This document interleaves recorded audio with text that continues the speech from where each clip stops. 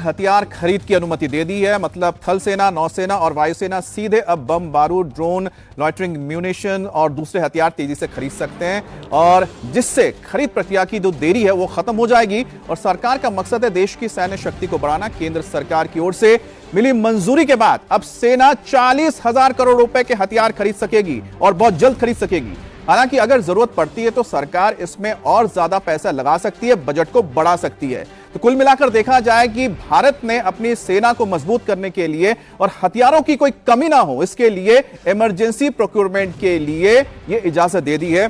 General Sinha, Bharat को इस वक्त किस तरह के हथियार की सर जरूरत है जो आपको लगता है कि भारत तुरंत खरीद सकता है? क्या वो देसी होंगे या विदेशी? अमित, देखिए, जो इमरजेंसी प्रोक्योरमेंट 40,000 करोड़ की बात हो रही है, उसके अंदर में आपने पूछा ज़्यादा वो देसी हथियार हैं और क्या हैं, और हम इजराइल से ले रहे हैं, दो जगहों से ले रहे हैं, देसी एंड इजराइल।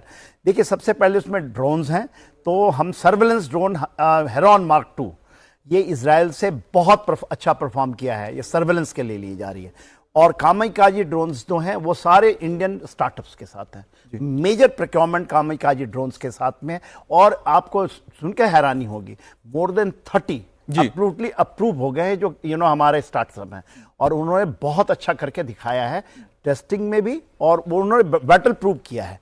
दूसरी बात जो ऐसी प्रोक्योरमेंट में है, एक मिसाइल्स की बात जब हम कहते हैं तो हमारी ब्रह्मोस के, देखिए अभी उसमें 7 जगह ये जहां पर उसकी है, हाँ 5 जगह तो बनती है, उसकी क्षमता 80 से 100 थी, उसको 4 गुना 5 गुना कर रहे हैं।